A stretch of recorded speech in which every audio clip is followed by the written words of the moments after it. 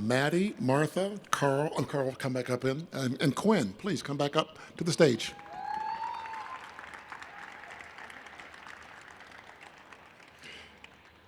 Do you have your mics? Oh, I'm gonna share it with you. Oh my gosh. Need help, you good.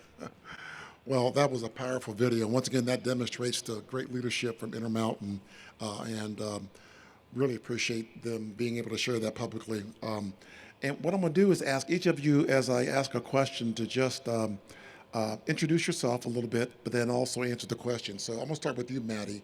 And you saw there that teens are stressing on a regular basis.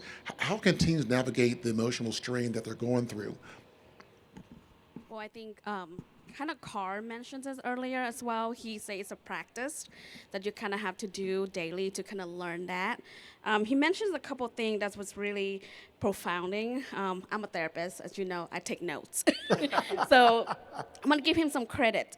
He mentioned something very important is how, giving yourself some grace along the way, and then also, who's in your inner circle where you can actually be yourself and know that they will be there for you.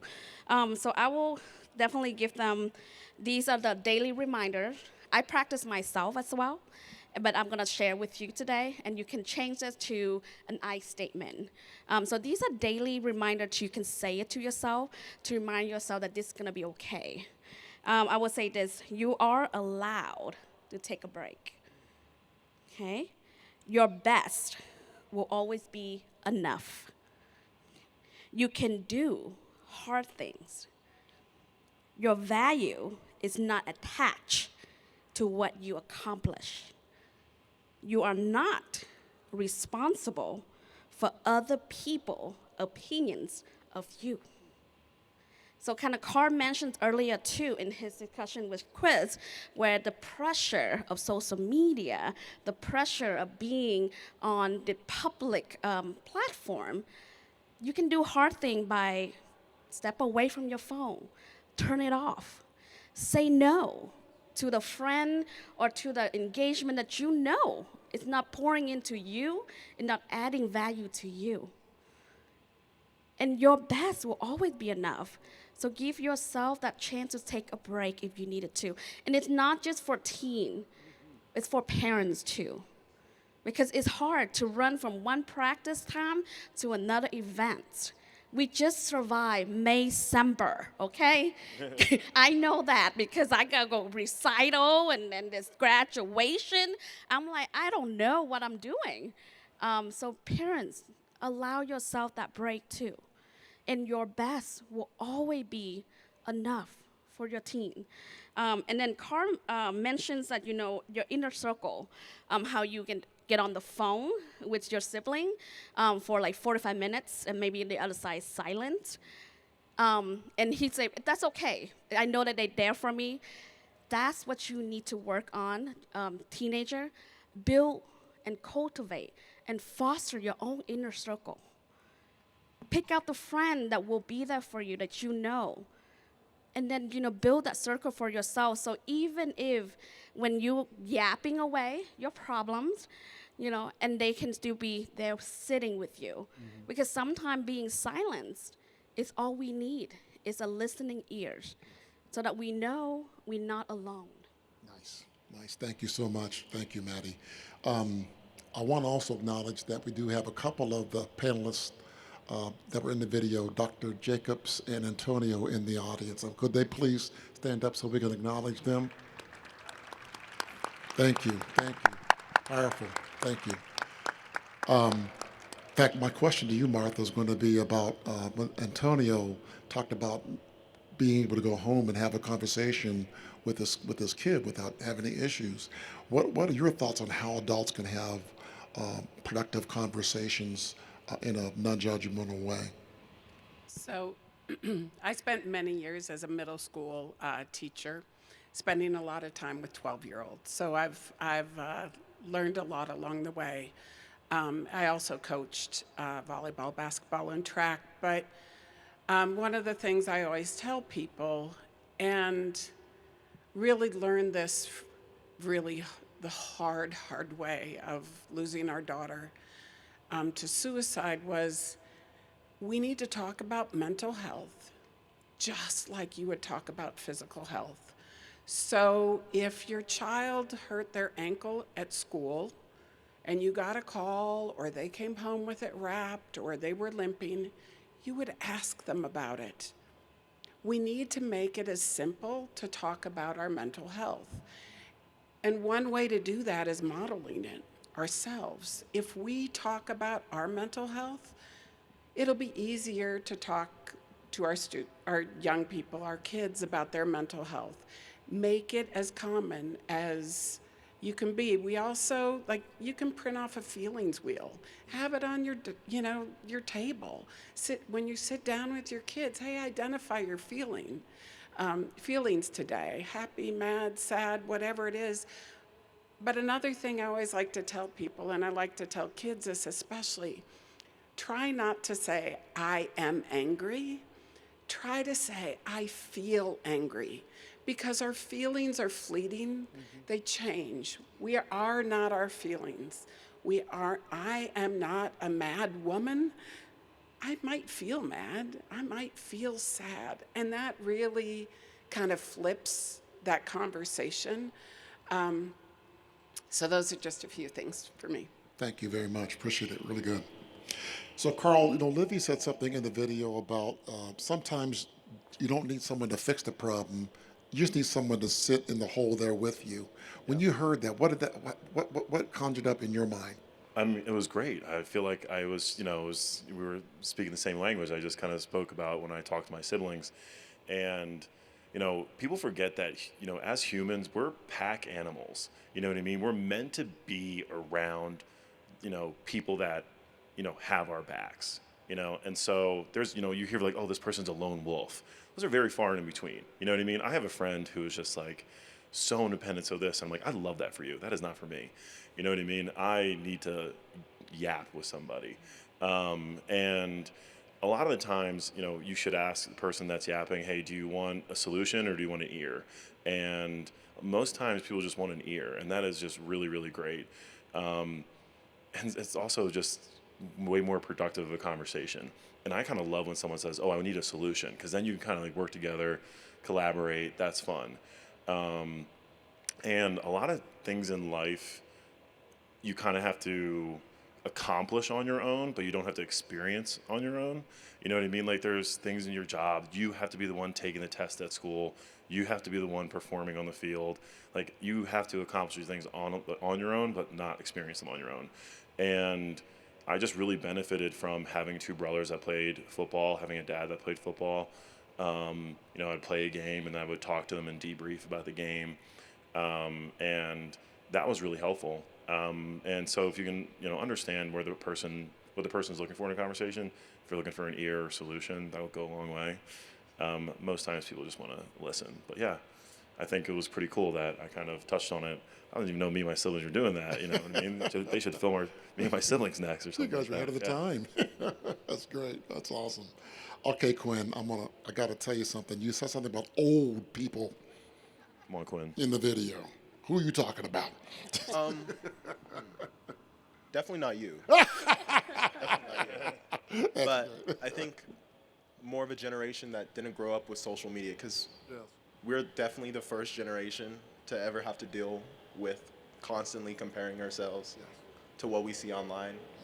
So, yeah. That's great. Yeah. That's great. No, but in all seriousness, though, you talked about needing to be better or to be somewhere else. What helps you break out of that when you're in that kind of mode? I think having a friend there, and I find it really difficult to just start talking about myself. So I need somebody to consistently ask me how I'm doing. It's like what I learned because that round table was an hour and a half, and it was cut down to 5 minutes, but we really got to talk about persistence, constantly just breaking down the walls that we build with ourselves and trying to find out what's actually going on. Thank you so much, and appreciate the work you do with Hope Squad at Coronado High. That's awesome. Thank you very much.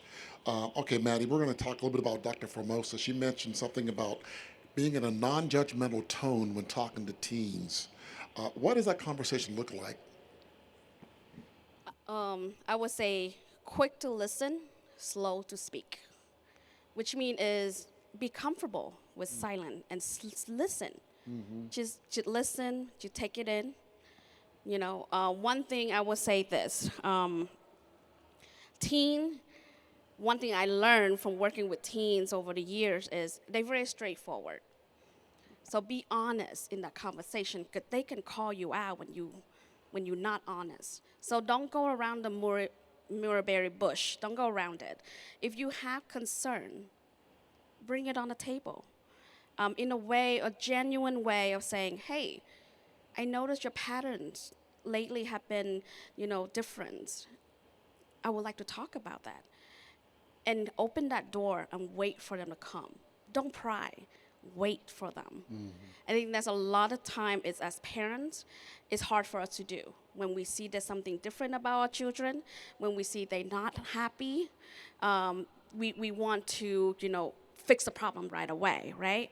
However, we need to wait and giving them that invitations so they can yes. come and talk to you and have that conversation in a undivided attentions, not on your phone, not try to cook your meal, not try to schedule appointments or when is your next practice. No, sit down, have a heart-to-heart conversation. Even if we don't have an idea of what that look like, but the fact that we willing to sit down and let them come and be vulnerable, you open a whole nother playing field for them because now you're planting a seed of hope that telling them that you are not alone and I'm here for you. And that message will ring with them further in the road. Yeah. Thank you. Thank you. Martha, we're going to talk a little bit about trust. And, as you think back on your experience as a teacher, a parent, a coach, it sometimes takes time to really get a teen to open up. What would you recommend to parents and leaders how to get the teens and young adults to open up, to get them to be vulnerable? Again, be vulnerable yourself. After we lost Ella and I went back to my 7th grade classroom, I couldn't overwhelm my students, but I also had to be real that there were some times that I was going to be very, very sad. And they would ask me about it. But I also learned a lot of tools along the way. And at the defensive line, we say we put them in our mental health locker. But one thing that I've learned, Chris Solomon and I have done so much therapy. We did therapy individually. We did therapy together. The 3 of us did therapy together. Certainly it saved our family. And if you have the resources, don't be afraid to do therapy. But with my students, I'd learned breath work and I meditate. I keep gratitude practice. I'm grateful for 5 people every morning before I got out of bed. But the one thing I did with my students was breath work. So we would start breathing exercises before testing. And I started having kids request to come into my classroom to test. And the principal came by and he goes, "Why are students asking to be in your room? What's going on?" And sure enough, they were calm. They weren't scared. We did breath work together. And I continued that in my classroom. But just some really simple tools. It's not rocket science. It's taking the time. It's finding out where you are. As a parent, you have to ground yourself first and then handle issues with your kids, with your friends, with your spouse, with your siblings. Thank you. Thank you. Hey, Carl, if you were a teen today watching this and dealing with the everyday pressures they're on. What advice did you wish you had heard at their age that would help you get through some of the things that some of the issues or adversity that they may be going through today? This is great. I was actually like hoping I wanted to tell a story very quickly, and I was like, oh, maybe I can like weave the story in because, but this question lines it up. I just really want to remind young kids, middle school, high school, college, whatever it is. If you're in college, you're still a kid, in my opinion. That you really can do whatever you want. You know what I mean? You can accomplish really great things. You can create the life that you never thought you could. My senior year, I was playing basketball, and when I was in high school, I never started on the football team. It's crazy. I went 4 years of playing football in high school, and I never started. And I didn't start because I wasn't really one of those like maniac football players. Like I was in all the AP classes. I got my degree from Penn State in biology. Like I wanted to be a doctor. And so my coaches didn't really like that I was, more interested in school than football. And so, we had just won a great basketball game.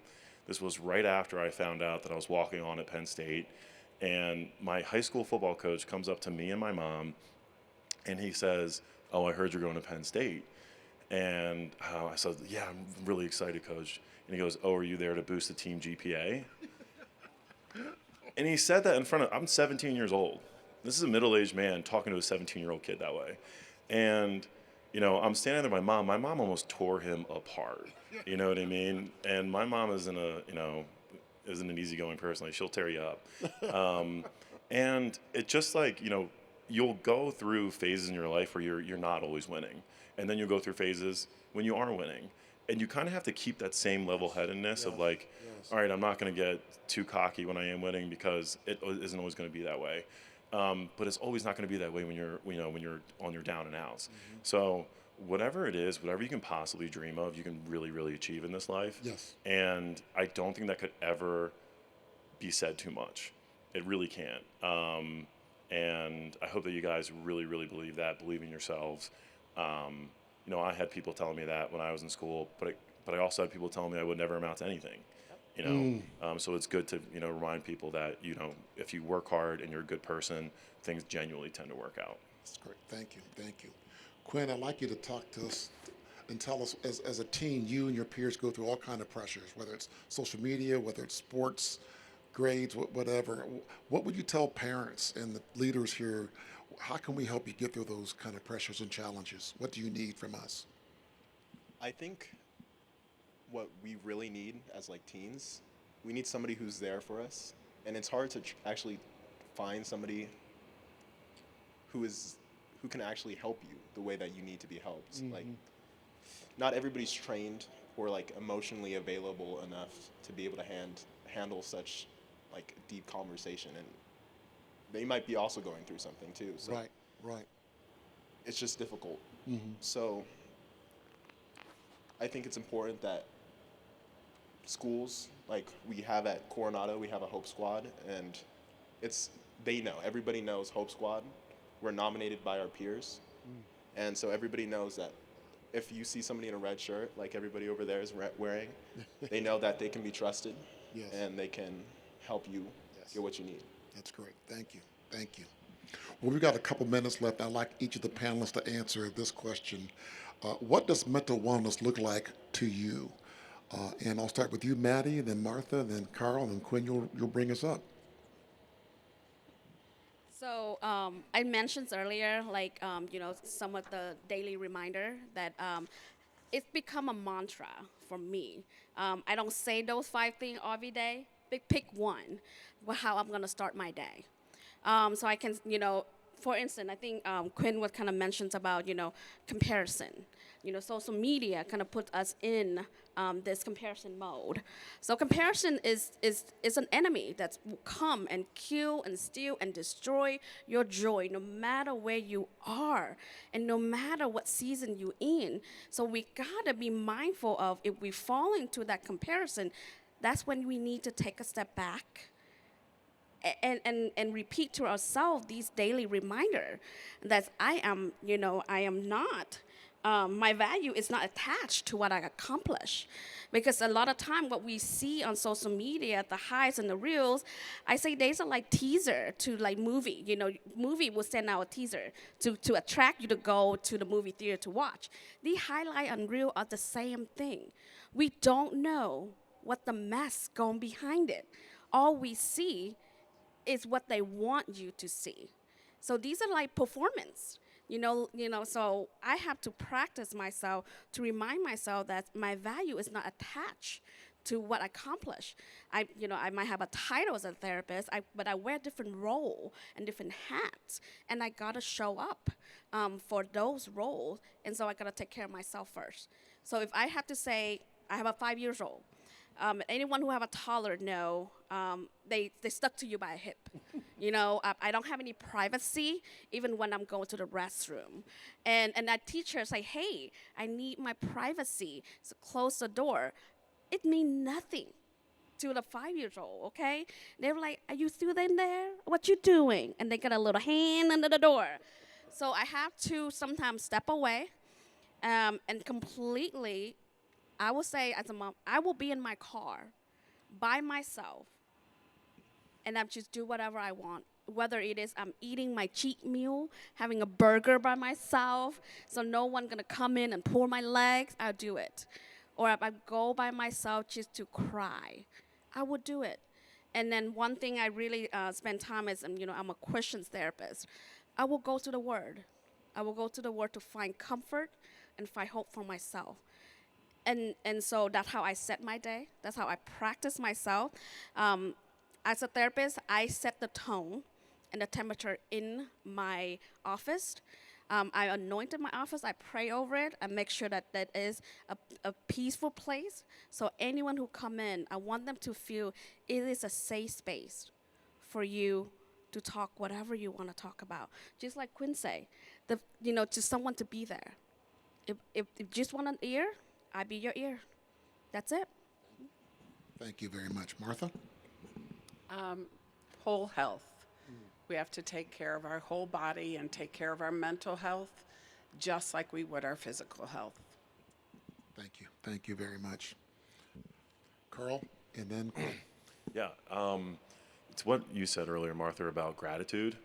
I think that, appreciating things you do have in life is one of the greatest keys to happiness, and never allowing whatever the ebbs and flows of life to make you forget about what's really important.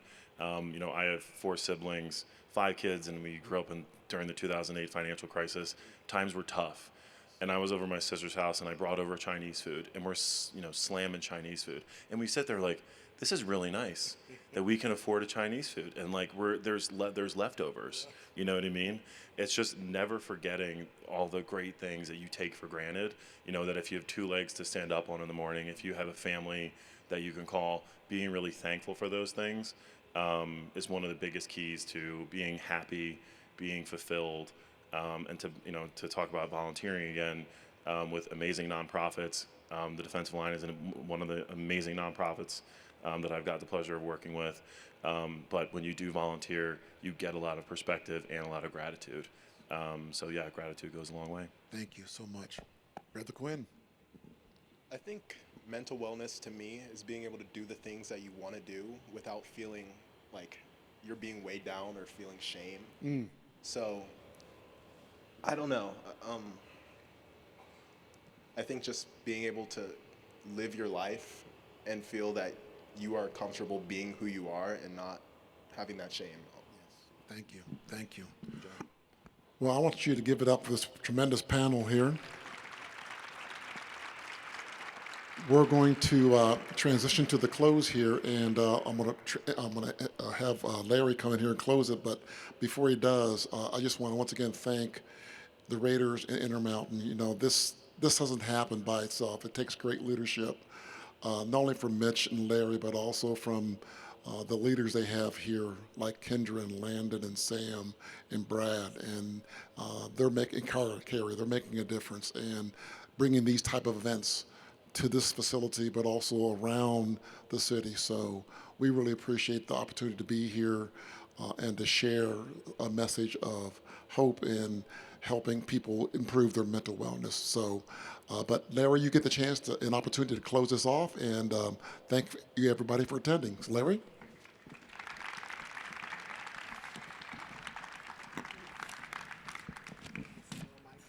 Thank you, sir.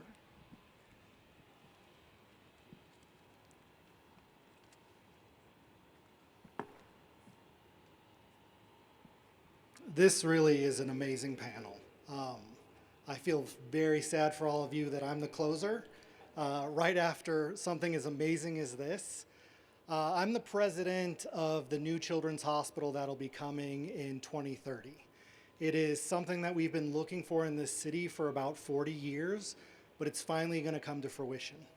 And one of the great things about this hospital is that it has a very strong mental health component to it. We all have a stabilization clinic in the emergency room. Currently, we have kids sitting anywhere from 12 to 24 hours in an adult emergency room waiting to get support. We will also have an inpatient behavioral unit. So if there is more intensive support necessary, we'll be able to take care of them. It's a huge thing for Intermountain to be able to bring this here, but we can't do it by ourselves. It's gonna take all of the partnerships in this community. It's gonna take the Raiders, it's gonna take the defensive line and other not-for-profits to really move the needle. Right now, if you're not aware of it, in the nation, Nevada is 15th in suicide rate. 15th. And in the nation, we are 51st in youth mental health. That is the absolute end of it. And the only way we are going to change this is for people to be brave. Like the people on this stage that came up and talked about their story. And not everyone's going to be good at it. I am horrible at it. And I will admit this in front of everyone. I was a military brat. So I was raised by a military guy. I went in the military. And I don't know how to have these conversations. Because I grew up with put it away, talk about it later, rub dirt on it, walk it off. And I'm still learning. And so, especially for the parents, give yourself grace at this.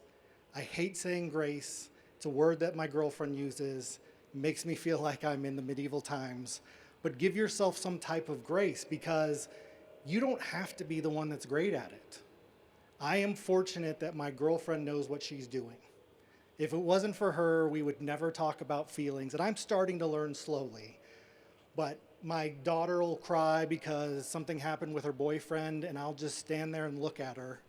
And my girlfriend will say, this is the time you hug her. This is the time you ask what's going on. And as a parent, sometimes it's not what you know naturally. You were raised by people. I'm sure none of us read any books about it. Maybe the What to Expect When You're Expecting, and that was the last book I ever read about parenting. So give yourself the grace to learn these things. Coming to these events and supporting people, understanding people that have gone through it and what little amount that you have to put in to reach out to a person. And so I know it's hard. I know sometimes it's difficult, but as long as you all try to be brave and step forward and reach out to another person, whether it's your family, a friend, a coworker, that could mean the difference when it comes to mental health. And I know that the partnerships that we're creating in this city are going to really change the world. And so I want to thank the Raiders. I would love to thank the defensive line. I'd love to thank Carl and everyone that came here today for taking the time to really learn about mental health and hopefully going back to your own families and practicing a little bit of it. So on behalf of Intermountain, thank you for everything, and we hope that today has made your life a little bit brighter. Thank you.